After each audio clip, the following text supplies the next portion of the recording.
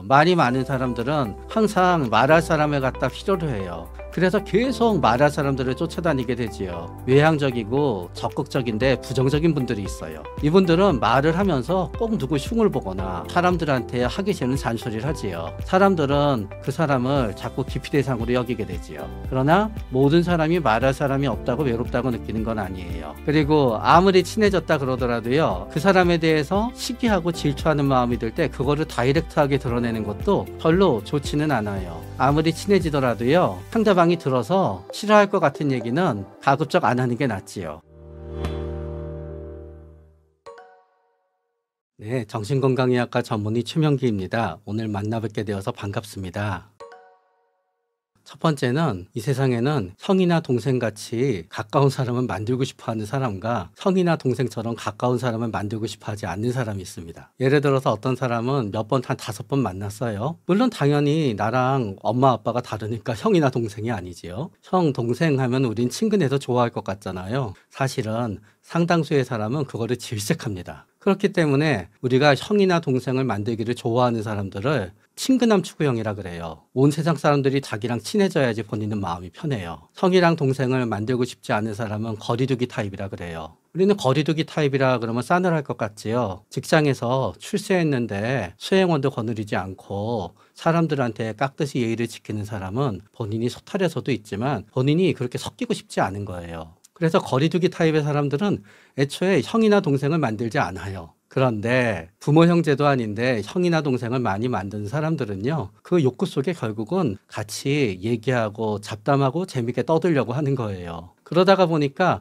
이런저런 얘기를 계속해서 하게 되는 거지요. 그러나 그 중에서도 또 그분들이 이렇게 비밀을 얘기하게 되는 데는 몇 가지 이유가 있는데요. 그 중에 가장 흔하면서 우리가 간과하는 이유는요, 할 말이 없을 때 그래요. 자, 이제 얘기를 하다가 보면은 자신에 대해서 다 얘기하게 돼요. 멈추면 되거든요. 말하고자 하는 본능을 멈출 수가 없는 거예요. 그러니까 얘기하게 되는 거지요. 그러면서 상대방이 나름대로 깊은 비밀을 얘기하잖아요. 그러면 나도 얘기할 비밀이 있는데 굉장히 얘기해서는 안 되는 비밀이에요. 그럼 얘기 안 하면 되잖아요. 상대방이 얘기하니까 본인도 왠지 얘기하고 싶어져요. 어떻게 생각하면 공감이고요. 어떻게 생각하면은 그냥 탁구 같은 거예요. 예를 들어서 우리가 좋게 얘기하면은 공감이고 나쁘게 얘기하면은 나한테 네 인생에 이렇게 커다란 비밀이 있다고 나한테 얘기해 준 거야. 나도 너에 못지않은 커다란 비밀이 있는 걸 얘기해 줘야지 하다가 보니까 그러는 거지요. 결국 충동성이 되는 거예요. 그러나 이거와 또 다른 부분도 있을 수 있어요. 어떤 부분이냐? 이거는 사실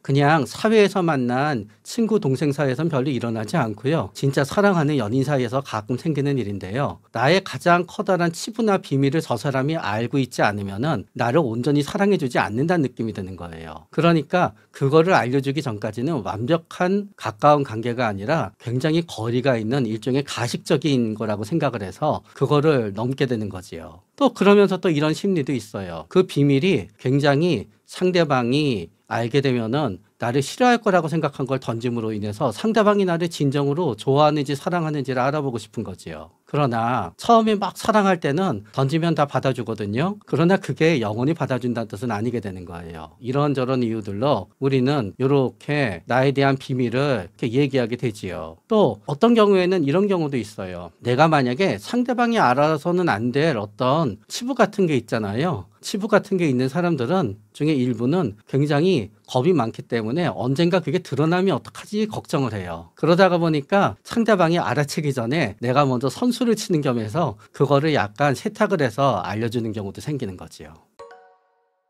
대부분의 분들은 ADHD예요. 우리는 ADHD는 성인 ADHD가 있는 줄 알지요. 중년 ADHD도 있고요. 노년 ADHD도 있어요. 왜냐하면 성인 ADHD는 어렸을 때 갖고 있었던 ADHD 성향 중에 통계적으로는 대부분에서 없어지는 성향인데 본인은 없어지지 않는 거예요. 그래서 과잉 행동이라고 하는 거는 계속 뭔가 끊임없이 하는 거지요. 그러나 성인의 과잉 행동은 어렸을 때처럼 앉아있지 못하고 돌아다니는 거로 나오지 않아요. 끝없이 사업을 하기, 끝없이 물건을 사기, 끝없이 뭔가 일을 벌이기, 그리고 거기 중에 하나는 끝없이 말을 하기예요.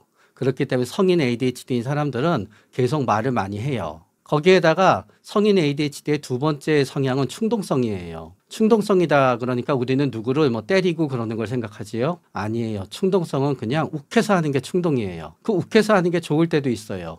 길 가는 사람이 쓰러져 있으면 빨리 뛰어가서 심폐소생술을 해주기. 그분들한테 왜 그랬어요? 그러잖아요. 그분들은 잘 모르겠어요. 내 몸이 움직였어요. 그래요.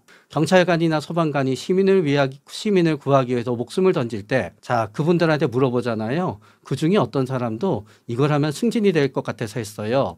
이거를 하면 훈장을 탈 것 같아서 했어요가 아니에요. 나도 모르게 했어요예요. 그게 충동성이에요. 그래서 참을성이 없어요. 하고 싶은 건 빨리 해야 돼요. 결국은 하고 싶은 말은 전부 다 해야 돼요. 그리고 충동성은 게임을 하다가 1시간만 해야지 하고 2시간을 하는 게 충동이듯이 한 번 얘기하면 멈추지 못해요. 그러면서 ADHD의 세 번째 특징이 있지요. 부주의예요. 멋지게 얘기하면 부주의지만요. 결국은 눈치가 없어요. 어렸을 때를 보면은 어떤 아이들은 애들이 다 떠들다가 선생님이 올 듯하면 슬금슬금 말을 안 해요. 그런데 어떤 아이들은 꼭 선생님이 올 때까지 얘기하다 걸려요. 그러면 그 학생들의 억울한 마음도 이해는 가지요. 다 같이 떠들었는데 왜 나만 갖고 그래요. 자, 우리는 주변 사람들이 재미없어 하는 것 같으면요. 알아서 그 얘기를 덜 해요. 그런데 눈치가 없으면 계속해요. 그 얘기를 좋아하는 줄 착각해요. 그러면서 충동성이 있고 부주의가 있기 때문에요. 누가 그 얘기를 하려고 주제를 돌리잖아요. 다시 그 얘기를 돌아와요. 그리고 누가 야 이제 그만 얘기하자 하려고 하잖아요. 끊고 내 얘기 들어봐 하면서 끝까지 해요. 그러다 얘기 못하고 하면 싸움 나요. 그렇기 때문에 끝없이 자기 얘기를 하는 분들 중에 진짜 죄송하지만 상당수는 ADHD인데 이 ADHD는 25세 이전에 어느 정도 많은 부분이 없어지지만 그 이후에는 그 성향은 진짜 죄송하지만 40대, 50대, 60대, 70대, 80대가 된다 그래서 별로 바뀌지를 않아요. 그렇기 때문에 끝없이 얘기하지요. 그러나 똑같은 성인 ADHD 성향이 있지만 그래도 조심하는 분들이 있지요. 첫 번째는 겁이 많은 분들이에요. 겁이 많은 분들은 굉장히 친한 사람들하고 있을 땐 끝없이 얘기해요. 그러나 조금이나 낯설거나 공적인 자리나 그렇게 되잖아요. 겁이 많기 때문에 자연스럽게 눈치를 파악하는 건 아니지만 오히려 과도하게 눈치를 보면서 말을 삼가게 돼요. 또 어떤 분들은 굉장히 착하고 공감을 많이 하는 분들이 있어요. 이분들은 자기 얘기를 계속 많이 하고 싶은데요. 남의 얘기를 들어주다가 보니까 자기 얘기를 할 시간이 별로 없어요. 그래서 똑같은 ADHD 성향이 있더라도 겁이 굉장히 많거나 공감을 무지 잘하게 되면은 결과적으로 자기 얘기를 많이 하지 않지만 공감을 못해서 남의 얘기 듣는 것도 좋아하지 않고 사람들이 나를 싫어하는지 겁나지도 않으면서 성인 ADHD 성향이 있으면 나이가 들어도 항상 혼자서 말을 많이 하게 되지요. 나이 들어서 말을 줄이지 못해도 너무 세속적이어서 죄송하지만요. 내가 엄청 아름답거나 내가 엄청 외모가 출중하거나 내가 엄청 돈이 많으면요. 별일이 생기지 않아요. 그냥 사람들이 그거 보고 있고 사람들이 나하고 질려서 헤어지면은 또 다른 사람 만나고 또 다른 사람 만나고 또 다른 사람 만나면 되지요. 그러나 말이 많으면은 가까운 데서부터 문제가 생겨요. 말이 많으면은 배우자가 싫어하지요. 그런 다음에 말이 많으면은 자식들도 별로 좋아하지 않아요. 그래서 별로 찾으러 오지 않아요. 그런데 문제는 뭔가 하면은 말이 없는 사람들은 누가 안 찾아오더라도 혼자서 그냥 즐겁게 지내요. 말이 많은 사람들은 항상 말할 사람을 갖다 필요로 해요. 그래서 계속 말할 사람들을 쫓아다니게 되지요. 그래서 계속 끝없이 모임에 나가고 친구의 친구를 만나고 하게 되는데 이제 그렇게 되지요. 그러나 혼자서 말을 많이 한다 그래서 사람들이 다 싫어하게 되느냐? 꼭 그렇지는 않아요. 혼자서 말을 많이 하지만 진짜 재미있게 혼자서 말을 많이 한다. 그러면은 어느 정도 이상 지겹긴 하지만요. 들어줄만 해요. 혼자서 말을 많이 하지만 진짜 얘기하는 걸 보면은 사람들이 잘 모르는 것만 얘기해요. 그래가지고 그 사람이랑 나는 100번을 만났는데 100번 다 다른 걸 얘기하고 있어요. 재밌는 거를. 그러면 때때로 어떤 사람은 그 사람한테 그 사람을 만나는 이유 자체가 그 사람의 얘기를 듣기 위해서 만나요. 그러면 별일이 생기지 않아요. 근데 문제는 이런 분들이 있는 거죠. 자꾸 사람이 필요로 하다 외향적인 거지요. 말이 많아요. 나름대로 말이 많다는 점에서 적극적이지요.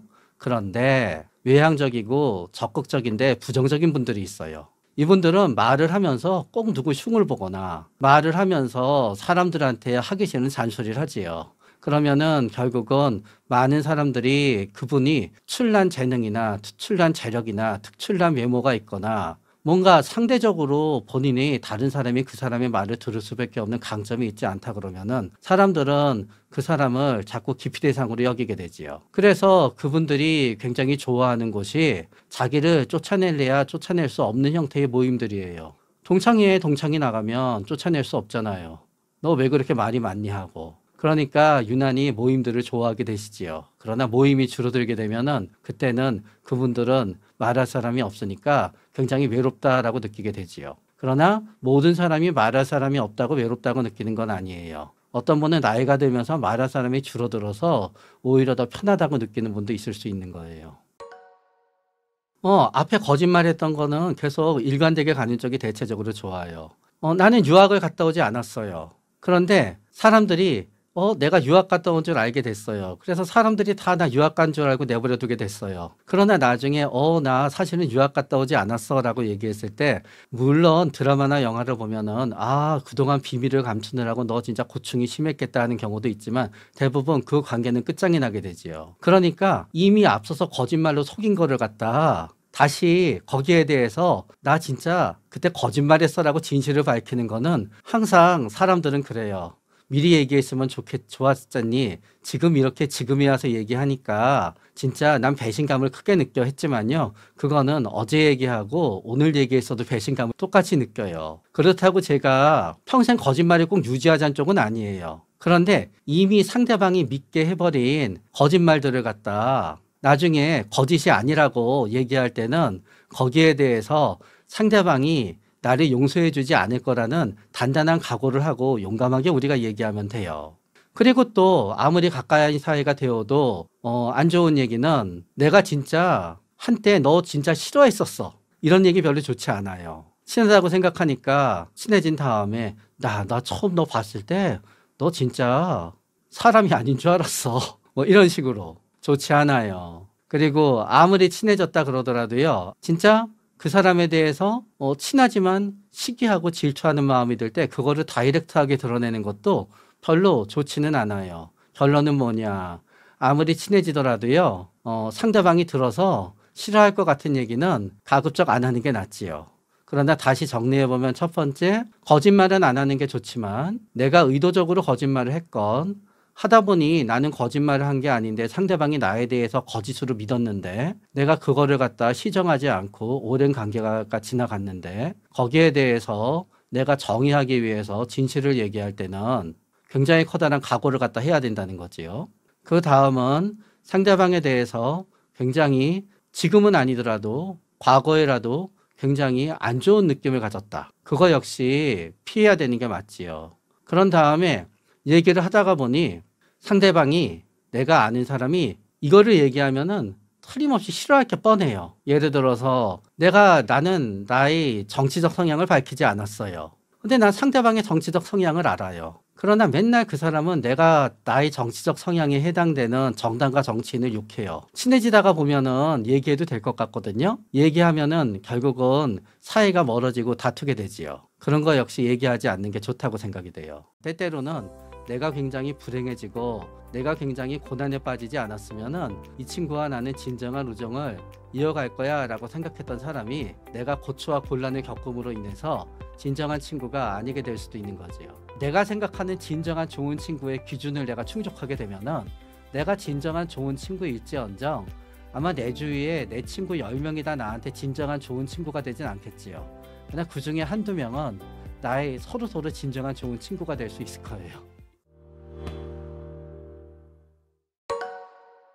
진정한 친구가 각자의 기준에 따라 다른 거예요. 만약에 어떤 사람이 나는 하룻밤 신나게 놀면 진정한 친구여야 하면 되는 건데 우리의 진정한 친구는 내가 굉장히 고통에 빠지고 끔찍해졌어도 나를 버리지 않을 사람을 우리는 진정한 친구라고 생각하거든요. 그런데 내가 어떤 형태의 끔찍한 고통에 빠질지 우리가 알 수가 없어요. 만약에 내가 신용불량자가 돼서 100억이 필요해요. 그러면 그때는 돈이 없는 친구들은 내 진정한 친구가 되지 못하는 거예요.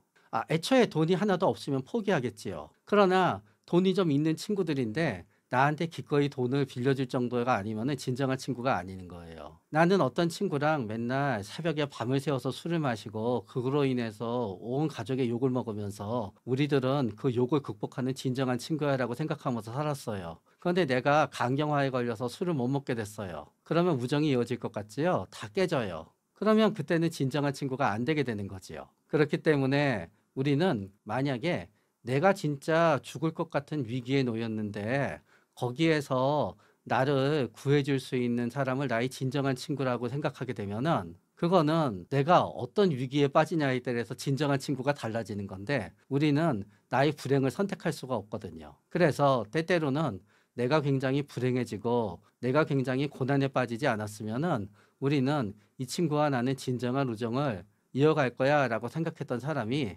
굉장히 내가 고초와 곤란을 겪음으로 인해서 진정한 친구가 아니게 될 수도 있는 거지요. 내가 63살에 63살에 죽었으면은 진정한 친구로 끝날 수 있었는데 내가 한 5년 더 살아서 진정한 친구가 아니라 싸우게 끝날 수도 있는 거지요. 그 친구하고는 63살까지 진정한 친구였던 거예요. 일단은 거기에 있어서는 우리가 생각하듯이 사라진다라고 느끼는 사람들이 있고요. 많이 줄어서 좋다고 느끼는 사람들도 있어요. 근데 이제 친구가 점점 줄어들 수밖에 없는 이유는 보통 친구라고 하는 게 겹겹이 쌓여나가기 위해선 증거 집단이 있게 돼요. 첫 번째, 초등학교 친구들. 계속 이사 가고 나이 많아지고 서로 딴 동네 살게 되면은 서로서로 별로 안 만나게 되지요. 중고등학교 때 친구들 마찬가지예요. 서로서로 동네 바뀌고 사는 곳이 달라지게 되고 하는 일도 달라지게 되고 누구는 유학 가고 누구는 이민 가고 그러면은 잘 안 만나게 되지요. 그런 다음에 직장에서 동료인데 진정한 친구라고 생각했었던 분들도 직장 옮기게 되면은 대부분은 안 만나게 되지요. 그런 다음에 결혼하기 전에는 친구여서 굉장히 진정한 친구들이었지만 다들 열심히 아이를 키우게 되면은 엄마면은 우리 아이 엄마들과 아빠면은 우리 아이 아빠들과 어울리다가 보면은 나는 친구랑 만날 시간이 줄어들게 되지요. 그러다가 보니까 중고 집단에서 멀리 있게 되고 중고 집단이 자꾸 바뀌다가 보면은 우리는 자꾸 한 친구랑 계속 이어지게 되는 게 굉장히 어려운 거예요. 그리고 누군가의 삶이 바뀌게 되면은 친구도 일종의 바뀌게 되는 거지요. 예를 들어서 좋은 얘기더라도 뭐 똑같이 어떤 연예인들이 넷이 있었는데 전부 다 가난하게 처음 시작했어요. 한 사람만 엄청 잘 나가는 거예요. 그러면은 뭐 네 사람이 끝까지 친할 수도 있겠으나 그 잘 나가는 사람의 입장에서는 나머지 세 사람이 부러워하는 얘기가 꼭 좋게만은 들리지 않겠지요. 그런 다음에 굉장히 잘 나가는 연예인이 자기는 아무 생각 없이 차도 몰고 오고 아무 생각 없이 명품도 걸치고 왔는데 나머지 친구들의 입장에서는 그다지 좋지가 않겠지요. 그리고 아무리 부자라지만 맨날 사주다가 보면은 조금 왜 나만 사주나 생각도 들겠지요. 그러다가 보니까 살아가는 여건이 바뀌게 되면은 친구도 바뀌게 되겠지요. 그런 다음에 결혼하게 되면은 아무리 나는 이 친구가 좋더라도 배우자가 너무 그 사람을 싫어하게 되면은 좀 안 만나게 되기도 하겠고요. 그런데 친구가 자꾸 멀어지게 되는 이유는 우리 뇌에는 전부 다 본인이 감당할 수 있는 인간관계의 수가 무한대가 아니기 때문에 그래요. 그냥 누군가 생각나는 사람 이름 얘기해라. 그러면은 10명, 뭐 15명까지는 막 얘기하지만요. 그다음부터는 생각해야 돼요. 한 30명 넘어가면은 했던 사람 얘기 또 하게 되지요. 근데 살다가 보면은 우리가 다른 좋은 사람이 생겨서 이 좋은 사람이 잊히는 게 아니라요. 살다가 보면 끔찍한 시기에 맨날 원수만 생각하다가 보면은요. 내 친구 중에 한 명은 연락을 안 하게 돼요. 그래서 굴곡 없는 삶을 갖다 살아갈수록 우리는 친구들과의 우정을 쭉 유지할 수 있는 거고 굴곡 있는 삶을 살다가 보면은 많은 친구들과 헤어지게 될 수밖에 없는데 인생을 살다가 보면 굴곡이 없을 수가 없고 굴곡이 한 번 있을 때마다 대부분 친구는 확 바뀌게 되지요. 친구는 많은데 불행하다. 뭐 공통점이라기보다 몇 가지 유형이 있을 수 있겠지요. 첫 번째는 이런 분들이 있어요. 자, A랑 B가 있어요. A는 B를 50만큼 친하다고 생각해요. B는 A가 100만큼 친하다고 생각해요. 그러면은 B는 항상 A에 대해서 서운하겠지요. 그런데 어떤 분은 모든 사람에 대해서 그래요. 자기는 모든 사람이랑 다 친하다고 생각해요. 나는 모든 사람이랑 다 100 정도 친하다고 생각해요. 그러나 그건 본인의 생각이었고요. 다른 모든 사람은 그분이랑 한 50 정도 친해요. 그러면 항상 사람들은 내가 애정을 쏟는 것만치 나한테 애정을 쏟아주지 않으니까 나는 굉장히 서운하게 되겠지요. 그래서 그거를 이제 HY 점수가 높다 그래요. 히스테리 점수가. 그러나 히스테리 점수가 높다 그래서 다 불행하다고 느끼진 않아요. 왜냐하면은 그래 나는 항상 사람들한테 잘해주고 괜찮은 사람이야 라고 생각하게 되는데 그거를 억울해하는 사람이 있거든요. 그분은 나름대로 복수심이 있어서 그런 거예요. 그러면은 친구는 많지만 항상 나는 뒤통수 당해 그러면서 본인은 불행하다고 생각하겠지요. 어떤 경우에는 어떤 유형은 또 이런 유형도 있을 수 있는 거지요. 나는 항상 말할 사람이 있고 살면서 당한 나의 많은 고통을 갖다 이해해 줄 사람이 필요해요. 그런데 나는요, 처음에 누구를 사귈 땐 괴롭히지 않아요. 그런데 그 사람을 한 3달 사귀면은 난 항상 그 사람을 괴롭히기 시작해요. 과거에 나를 괴롭혔던 사람들의 얘기를 하면서. 그럼 이 사람도 그거 얘기를 듣다가 질리기 시작해요, 이제. 그러면 그러는 거지요. 항상 난 처음에 너무 잘해주는데 마음을 열고 얘기를 하면은 항상 사람들이 나를 버리고 돌아다닌다고. 그러나 또 반대로 이런 분도 있지요. 진짜 착해요. 진짜 겁도 많아요. 그런데 조금은 왠지 빨리빨리 눈치채지 못하고 조금은 판단력이 떨어져요. 그러면 사람들은 계속 그 사람을 갖다 이용할 테니까 그분은 친구는 많지만 불행하지요. 그 사람을 이용하기 위해서 친구는 주변에 많지만 결국은 다 그 사람을 이용하는 사람들이 되지요. 만약에 아버지가 물려줘서 돈이 한 1,000억은 되는데 굉장히 판단력이 떨어져요. 그리고 누가 얘기해주고 재밌는데 신나는데 데리고 가면 너무 좋아해요. 그러면 사람들은 그러나 그 사람이 전혀 다른 사람한테 호감을 주지 못하는 사람이에요. 판단력도 떨어지고. 그러면은 결국 그분들은 친구들을 사귀게 되면 친구들은 다 원하는 바에 돈을 갖다 쥐고 나면은 다 이제 그 사람을 안 만나려고 하겠지요. 그럼 그분은 계속 불행해지겠지요. 나이 들수록 인간관계에 집착하게 되면 어떻게 되느냐가 아니라 나이 들수록 인간관계에 집착하게 됐다는 게 벌써 상황이 굉장히 엉망이 됐다는 걸 의미해요. 집착한다는 거는 대신할 수 없다는 거예요, 그 사람이. 만약에 어떤 사람이 나이가 들었는데 내가 A라는 사람이 나랑 멀어지게 되면은 B나 C나 D를 갖다 도저히 사귈 수 없을 것 같아요. 그러면 A한테 집착하게 되겠지요. 그거는 B나 C나 D나 다른 사람을 사귈 수 있는 능력이 나한테 없어졌다는 거니까 벌써 큰일이지요. 나이가 들었는데 나는 머리에서 발끝까지 다 누가 나를 도와주지 않으면 못 버티는 사람이에요. 그래서 사람들이 전부 다 나를 좀 도와주다가 다들 달아나요. 그런데 마지막 남은 사람이 달아난대요. 그럼 앞으로 다 내 손으로 해야 되지요. 도저히 못할 것 같지요. 벌써 내가 상대방의 도움이 없으면 살아갈 수 없는 사람이 됐다는 게 벌써 문제가 되는 거지요. 남녀 사이에는 또 이런 경우가 있어요. 어떤 사람이 있는데 내가 아무리 생각해도 지금 한 몇 번 만나지도 않았어요. 그냥 서너 번 만난 거예요. 난 평생 저렇게 괜찮은 사람을 다시 내가 만날 이유가 없어요. 그러면 이분은 저 사람이 아니면은 저 사람 정도 되는 사람을 못 만나니까 엄청 쫓아다니겠지요. 비슷하게 만약에 내가 그래도 나는 이렇게 이 정도 되는 사람을 알고 있어. 나는 진짜 별거 아니지만 나는 이런 사람을 알고 있어. 라는 게 내가 살아가고 자존감의 유일한 원천이면은 그 사람이 없어지게 되면 큰일이지요. 그렇기 때문에 누군가에 집착하게 됐는데, 집착 당하는 사람이 그냥 가만히 좋아해서 가만히 있어주면 아무 문제가 없는 거지요.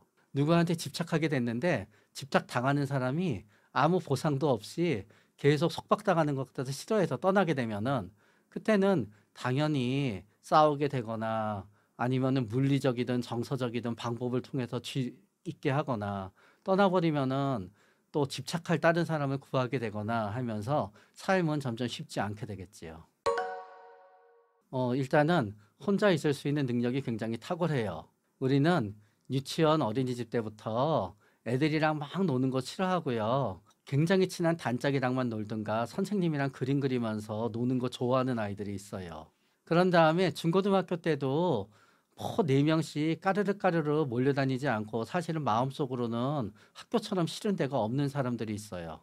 학교는 그냥 수시 원서 내려고 다니는 거지 시끄러운 학교에서 애들끼리 뛰어다니고 도대체 내가 선택하지도 않는 아이들이랑 한 공간에 있어야 되고 시끄럽고 그러면서 혼자 다니면은 너 왜 혼자 있니? 선생님이 와서 얘기 걸고 생각만 해도 학교가 지긋지긋하다는 사람들은 생각보다 굉장히 많아요. 그분들은 혼자 있는 게 굉장히 커다란 기쁨이에요. 그러나 친구가 없으면은 마치 이상하다고 생각하는 세상, 친구가 없으면 마치 이상하다고 생각하는 부모, 있다가 보니까 그냥 어쩔 수 없이 친구 하나쯤은 있어야지 하고 있었던 거지요. 그러나 그분들은 친구 없어도 혼자 있으면 이것저것 하고 좋아요. 그래서 그런 분들은 닷새 일하잖아요. 이틀은 방에서 꼼짝도 안 하고 혼자 있어야지 밸런스가 맞아요. 그래도 혼자 있을 수 있는 능력이 굉장히 탁월해요. 그리고 모든 일이든지 거기다가 게다가 알아서 혼자서 뚝딱뚝딱 잘하잖아요. 남한테 부탁할 필요가 없으니까 부탁하기 위해서 누구를 만날 필요도 없어요. 그렇기 때문에 혼자 있을 수 있는 능력이 있고 혼자 있는 게 좋고 혼자 있을 때 할 수 있는 재밌는 게 굉장히 많고 그러고 뭔가 이렇게 해야만 되는 일이나 어려움이 있어도 혼자서 뚝딱뚝딱 잘하면 잘 되지요. 근데 이런 경우가 있어요. 아무도 안 만나요. 근데 조기 축구에만 나가요. 축구는 진짜 좋아하거든요. 사람 만나는 건 싫은데 축구는 혼자서 못 하잖아요. 내가 피파 게임을 하지 않는 이상. 그러니까 그런 분들은 사람은 안 만나지만 축구를 하기 위해서 어쩔 수 없이 조기 축구에 가서 사람을 만나지요. 본인부터 진정한 좋은 친구가 되면 돼요. 만약에 내 진정한 좋은 친구는 나한테 이거를 해주는 거야, 저거를 해주는 거야 하게 되면은요, 그 친구의 입장에선 뭐예요? 나는 진정 호구인 사람밖에 더 되겠어요? 그러니까 진정한 좋은 친구를 얻고 싶으면요, 본인부터 진정한 좋은 친구가 되면은 돼요. 그런데 그런데 뭐가 하냐는 항상 나에게는 진정한 좋은 친구가 없어. 나에게는 진정한 좋은 친구가 없어 하면서 항상 어려움이 있을 때마다 진정한 좋은 친구가 나타나서 자기를 갖다 구해주기를 바란다라고 생각하게 되면은요. 그분의 친구의 입장에서는 과연 그분이 진정한 좋은 친구가 되지는 못할 거예요. 그렇기 때문에 내가 생각하는 진정한 좋은 친구의 기준을 내가 충족하게 되면은 내가 진정한 좋은 친구일지언정 아마 내 주위에 내 친구 10명이 다 나한테 진정한 좋은 친구가 되진 않겠지요. 그러나 그 중에 한두 명은 나의 서로 진정한 좋은 친구가 될 수 있을 거예요. 때때로는 내가 굉장히 불행해지고 내가 굉장히 고난에 빠지지 않았으면은 이 친구와 나는 진정한 우정을 이어갈 거야 라고 생각했던 사람이 내가 고초와 곤란을 겪음으로 인해서 진정한 친구가 아니게 될 수도 있는 거지요. 내가 생각하는 진정한 좋은 친구의 기준을 내가 충족하게 되면은 내가 진정한 좋은 친구일지언정 아마 내 주위에 내 친구 10명이 다 나한테 진정한 좋은 친구가 되진 않겠지요. 그러나 그 중에 한두 명은 나의 서로 진정한 좋은 친구가 될 수 있을 거예요. 진정한 친구가 각자의 기준에 따라 다른 거예요. 만약에 어떤 사람이 나는 하룻밤 신나게 놀면 진정한 친구여야 하면 되는 건데 우리의 진정한 친구는 내가 굉장히 고통에 빠지고 끔찍해졌어도 나를 버리지 않을 사람을 우리는 진정한 친구라고 생각하거든요. 그런데 내가 어떤 형태의 끔찍한 고통에 빠질지 우리가 알 수가 없어요. 만약에 내가 신용불량자가 돼서 100억이 필요해요. 그러면 그때는 돈이 없는 친구들은 내 진정한 친구가 되지 못하는 거예요. 애초에 돈이 하나도 없으면 포기하겠지요. 그러나 돈이 좀 있는 친구들인데 나한테 기꺼이 돈을 빌려줄 정도가 아니면은 진정한 친구가 아닌 거예요. 나는 어떤 친구랑 맨날 새벽에 밤을 새워서 술을 마시고 그로 인해서 온 가족의 욕을 먹으면서 우리들은 그 욕을 극복하는 진정한 친구야라고 생각하면서 살았어요. 그런데 내가 간경화에 걸려서 술을 못 먹게 됐어요. 그러면 우정이 이어질 것 같지요? 다 깨져요. 그러면 그때는 진정한 친구가 안 되게 되는 거지요. 그렇기 때문에 우리는 만약에 내가 진짜 죽을 것 같은 위기에 놓였는데 거기에서 나를 구해줄 수 있는 사람을 나의 진정한 친구라고 생각하게 되면은 그거는 내가 어떤 위기에 빠지냐에 따라서 진정한 친구가 달라지는 건데 우리는 나의 불행을 선택할 수가 없거든요. 그래서 때때로는 내가 굉장히 불행해지고 내가 굉장히 고난에 빠지지 않았으면은 우리는 이 친구와 나는 진정한 우정을 이어갈 거야 라고 생각했던 사람이 굉장히 내가 고초와 곤란을 겪음으로 인해서 진정한 친구가 아니게 될 수도 있는 거지요. 내가 63살에 63살에 죽었으면은 진정한 친구로 끝날 수 있었는데 내가 한 5년 더 살아서 진정한 친구가 아니라 싸우게 끝날 수도 있는 거지요. 그 친구하고는 63살까지 진정한 친구였던 거예요. 일단은 거기에 있어서는 우리가 생각하듯이 사라진다라고 느끼는 사람들이 있고요. 많이 줄어서 좋다고 느끼는 사람들도 있어요. 근데 이제 친구가 점점 줄어들 수밖에 없는 이유는 보통 친구라고 하는 게 겹겹이 쌓여나가기 위해선 증거 집단이 있게 돼요. 첫 번째, 초등학교 친구들. 계속 이사 가고 나이 많아지고 서로 딴 동네 살게 되면은 서로 별로 안 만나게 되지요. 중고등학교 때 친구들 마찬가지예요. 서로 동네 바뀌고 사는 곳이 달라지게 되고 하는 일도 달라지게 되고 누구는 유학 가고 누구는 이민 가고 그러면은 잘 안 만나게 되지요. 그런 다음에 직장에서 동료인데 진정한 친구라고 생각했었던 분들도 직장 옮기게 되면은 대부분은 안 만나게 되지요. 그런 다음에 결혼하기 전에는 친구여서 굉장히 진정한 친구들이었지만 다들 열심히 아이를 키우게 되면은 엄마면은 우리 아이 엄마들과 아빠면은 우리 아이 아빠들과 어울리다가 보면은 나는 친구랑 만날 시간이 줄어들게 되지요. 그러다가 보니까 중고 집단에 더 멀리 있게 되고 중고 집단이 자꾸 바뀌다가 보면은 우리는 자꾸 한 친구랑 계속 이어지게 되는 게 굉장히 어려운 거예요. 그리고 누군가의 삶이 바뀌게 되면은 친구도 일종의 바뀌게 되는 거지요. 예를 들어서 좋은 얘기더라도 뭐 똑같이 어떤 연예인들이 넷이 있었는데 전부 다 가난하게 처음 시작했어요. 한 사람만 엄청 잘 나가는 거예요. 그러면은 뭐 네 사람이 끝까지 친할 수도 있겠으나 그 잘 나가는 사람의 입장에서는 나머지 세 사람이 부러워하는 얘기가 꼭 좋게만은 들리지 않겠지요. 그런 다음에 굉장히 잘 나가는 연예인이 자기는 아무 생각 없이 차도 몰고 오고 아무 생각 없이 명품도 걸치고 왔는데 나머지 친구들의 입장에서는 그다지 좋지가 않겠지요. 그리고 아무리 부자라지만 맨날 사주다가 보면은 조금 왜 나만 사주나 생각도 들겠지요. 그러다가 보니까 살아가는 여건이 바뀌게 되면은 친구도 바뀌게 되겠지요. 그런 다음에 결혼하게 되면은 아무리 나는 이 친구가 좋더라도 배우자가 너무 그 사람을 싫어하게 되면은 좀 안 만나게 되기도 하겠고요. 그런데 친구가 자꾸 멀어지게 되는 이유는 우리 뇌에는 전부 다 본인이 감당할 수 있는 인간관계의 수가 무한대가 아니기 때문에 그래요. 그냥 누군가 생각나는 사람 이름 얘기해라. 그러면은 10명, 뭐 15명까지는 막 얘기하지만요. 그다음부터는 생각해야 돼요. 한 30명 넘어가면은 했던 사람 얘기 또 하게 되지요. 근데 살다가 보면은 우리가 다른 좋은 사람이 생겨서 이 좋은 사람이 잊히는 게 아니라요. 살다가 보면 끔찍한 시기에 맨날 원수만 생각하다가 보면은요. 내 친구 중에 한 명은 연락을 안 하게 돼요. 그래서 굴곡 없는 삶을 갖다 살아갈수록 우리는 친구들과의 우정을 쭉 유지할 수 있는 거고 굴곡 있는 삶을 살다가 보면은 많은 친구들과 헤어지게 될 수밖에 없는데 인생을 살다가 보면 굴곡이 없을 수가 없고 굴곡이 한 번 있을 때마다 대부분 친구는 확 바뀌게 되지요. 친구는 많은데 불행하다. 뭐 공통점이라기보다 몇 가지 유형이 있을 수 있겠지요. 첫 번째는 이런 분들이 있어요. 자, A랑 B가 있어요. A는 B를 50만큼 친하다고 생각해요. B는 A가 100만큼 친하다고 생각해요. 그러면은 B는 항상 A에 대해서 서운하겠지요. 그런데 어떤 분은 모든 사람에 대해서 그래요. 자기는 모든 사람이랑 다 친하다고 생각해요. 나는 모든 사람이랑 다 100 정도 친하다고 생각해요. 그러나 그건 본인의 생각이었고요. 다른 모든 사람은 그분이랑 한 50 정도 친해요. 그러면 항상 사람들은 내가 애정을 쏟는 것만치 나한테 애정을 쏟아주지 않으니까 나는 굉장히 서운하게 되겠지요. 그래서 그거를 이제 HY 점수가 높다 그래요. 히스테리 점수가. 그러나 히스테리 점수가 높다 그래서 다 불행하다고 느끼진 않아요. 왜냐하면은 그래 나는 항상 사람들한테 잘해주고 괜찮은 사람이야 라고 생각하게 되는데 그거를 억울해하는 사람이 있거든요. 그분은 나름대로 복수심이 있어서 그런 거예요. 그러면은 친구는 많지만 항상 나는 뒤통수 당해 그러면서 본인은 불행하다고 생각하겠지요. 어떤 경우에는 어떤 유형은 또 이런 유형도 있을 수 있는 거지요. 나는 항상 말할 사람이 있고 살면서 당한 나의 많은 고통을 갖다 이해해 줄 사람이 필요해요. 그런데 나는요 처음에 누구를 사귈 땐 괴롭히지 않아요. 그런데 그 사람을 한 3달 사귀면은 난 항상 그 사람을 괴롭히기 시작해요. 과거에 나를 괴롭혔던 사람들의 얘기를 하면서. 그럼 이 사람도 그거 얘기를 듣다가 질리기 시작해요, 이제. 그러면 그러는 거지요.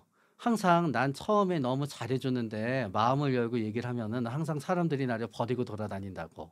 그러나 또 반대로 이런 분도 있지요. 진짜 착해요. 진짜 겁도 많아요. 그런데 조금은 왠지 빨리빨리 눈치채지 못하고 조금은 판단력이 떨어져요. 그러면 사람들은 계속 그 사람을 갖다 이용할 테니까 그분은 친구는 많지만 불행하지요. 그 사람을 이용하기 위해서 친구는 주변에 많지만 결국은 다 그 사람을 이용하는 사람들이 되지요. 만약에 아버지가 물려줘서 돈이 한 1,000억은 되는데 굉장히 판단력이 떨어져요. 그리고 누가 얘기해주고 재밌는데 신나는데 데리고 가면 너무 좋아해요. 그러면 사람들은 그러나 그 사람이 전혀 다른 사람한테 호감을 주지 못하는 사람이에요. 판단력도 떨어지고. 그러면은 결국 그분들은 친구들을 사귀게 되면 친구들은 다 원하는 바에 돈을 갖다 쥐고 나면은 다 이제 그 사람을 안 만나려고 하겠지요. 그럼 그분은 계속 불행해지겠지요. 나이 들수록 인간관계에 집착하게 되면 어떻게 되느냐가 아니라 나이 들수록 인간관계에 집착하게 됐다는 게 벌써 상황이 굉장히 엉망이 됐다는 걸 의미해요. 집착한다는 거는 대신할 수 없다는 거예요, 그 사람이. 만약에 어떤 사람이 나이가 들었는데 내가 A라는 사람이 나랑 멀어지게 되면은 B나 C나 D를 갖다 도저히 사귈 수 없을 것 같아요. 그러면 A한테 집착하게 되겠지요. 그거는 B나 C나 D나 다른 사람을 사귈 수 있는 능력이 나한테 없어졌다는 거니까 벌써 큰일이지요. 나이가 들었는데 나는 머리에서 발끝까지 다 누가 나를 도와주지 않으면 못 버티는 사람이에요. 그래서 사람들이 전부 다 나를 좀 도와주다가 다들 달아나요. 그런데 마지막 남은 사람이 달아난대요. 그럼 앞으로 다 내 손으로 해야 되지요. 도저히 못할 것 같지요. 벌써 내가 상대방의 도움이 없으면 살아갈 수 없는 사람이 됐다는 게 벌써 문제가 되는 거지요. 남녀 사이에는 또 이런 경우가 있어요. 어떤 사람이 있는데 내가 아무리 생각해도 지금 한 몇 번 만나지도 않았어요. 그냥 서너 번 만난 거예요. 난 평생 저렇게 괜찮은 사람을 다시 내가 만날 이유가 없어요. 그러면 이분은 저 사람이 아니면은 저 사람 정도 되는 사람을 못 만나니까 엄청 쫓아다니겠지요. 비슷하게 만약에 내가 그래도 나는 이렇게 이 정도 되는 사람을 알고 있어. 나는 진짜 별거 아니지만 나는 이런 사람을 알고 있어. 라는 게 내가 살아가고 자존감의 유일한 원천이면은 그 사람이 없어지게 되면 큰일이지요. 그렇기 때문에 누군가에 집착하게 됐는데, 집착 당하는 사람이 그냥 가만히 좋아해서 가만히 있어주면 아무 문제가 없는 거지요. 누구한테 집착하게 됐는데 집착 당하는 사람이 아무 보상도 없이 계속 속박당하는 것 같아서 싫어해서 떠나게 되면은 그때는 당연히 싸우게 되거나 아니면은 물리적이든 정서적이든 방법을 통해서 있게 하거나 떠나버리면은 또 집착할 다른 사람을 구하게 되거나 하면서 삶은 점점 쉽지 않게 되겠지요. 일단은 혼자 있을 수 있는 능력이 굉장히 탁월해요. 우리는 유치원 어린이집 때부터 애들이랑 막 노는 거 싫어하고요. 굉장히 친한 단짝이랑만 놀든가 선생님이랑 그림 그리면서 노는 거 좋아하는 아이들이 있어요. 그런 다음에 중고등학교 때도 뭐 4명씩 까르르 까르르 몰려다니지 않고 사실은 마음속으로는 학교처럼 싫은 데가 없는 사람들이 있어요. 학교는 그냥 수시 원서 내려고 다니는 거지 시끄러운 학교에서 애들끼리 뛰어다니고 도대체 내가 선택하지도 않는 아이들이랑 한 공간에 있어야 되고 시끄럽고 그러면서 혼자 다니면은 너 왜 혼자 있니? 선생님이 와서 얘기 걸고 생각만 해도 학교가 지긋지긋하다는 사람들은 생각보다 굉장히 많아요. 그분들은 혼자 있는 게 굉장히 커다란 기쁨이에요. 그러나 친구가 없으면은 마치 이상하다고 생각하는 세상, 친구가 없으면 마치 이상하다고 생각하는 부모, 있다가 보니까 그냥 어쩔 수 없이 친구 하나쯤은 있어야지 하고 있었던 거지요. 그러나 그분들은 친구 없어도 혼자 있으면 이것저것 하고 좋아요. 그래서 그런 분들은 닷새 일하잖아요. 이틀은 방에서 꼼짝도 안 하고 혼자 있어야지 밸런스가 맞아요. 그래도 혼자 있을 수 있는 능력이 굉장히 탁월해요. 그리고 모든 일이든지 거기다가 게다가 알아서 혼자서 뚝딱뚝딱 잘하잖아요. 남한테 부탁할 필요가 없으니까 부탁하기 위해서 누구를 만날 필요도 없어요. 그렇기 때문에 혼자 있을 수 있는 능력이 있고 혼자 있는 게 좋고 혼자 있을 때 할 수 있는 재밌는 게 굉장히 많고 그러고 뭔가 이렇게 해야만 되는 일이나 어려움이 있어도 혼자서 뚝딱뚝딱 잘하면 잘 되지요. 그러나 이런 경우가 있어요. 아무도 안 만나요. 근데 조기 축구에만 나가요. 축구는 진짜 좋아하거든요. 사람 만나는 건 싫은데 축구는 혼자서 못 하잖아요. 내가 피파 게임을 하지 않는 이상. 그러니까 그런 분들은 사람은 안 만나지만 축구를 하기 위해서 어쩔 수 없이 조기 축구에 가서 사람을 만나지요. 본인부터 진정한 좋은 친구가 되면 돼요. 만약에 내 진정한 좋은 친구는 나한테 이거를 해주는 거야, 저거를 해주는 거야 하게 되면은요, 그 친구의 입장에선 뭐예요? 나는 진정 호구인 사람밖에 더 되겠어요? 그러니까 진정한 좋은 친구를 얻고 싶으면요, 본인부터 진정한 좋은 친구가 되면은 돼요. 그런데 그런데 뭐가 하냐는 항상 나에게는 진정한 좋은 친구가 없어. 나에게는 진정한 좋은 친구가 없어 하면서 항상 어려움이 있을 때마다 진정한 좋은 친구가 나타나서 자기를 갖다 구해주기를 바란다라고 생각하게 되면은요. 그분의 친구의 입장에서는 과연 그분이 진정한 좋은 친구가 되지는 못할 거예요. 그렇기 때문에 내가 생각하는 진정한 좋은 친구의 기준을 내가 충족하게 되면은 내가 진정한 좋은 친구일지언정 아마 내 주위에 내 친구 10명이 다 나한테 진정한 좋은 친구가 되진 않겠지요. 그러나 그중에 한두 명은 나의 서로서로 진정한 좋은 친구가 될 수 있을 거예요.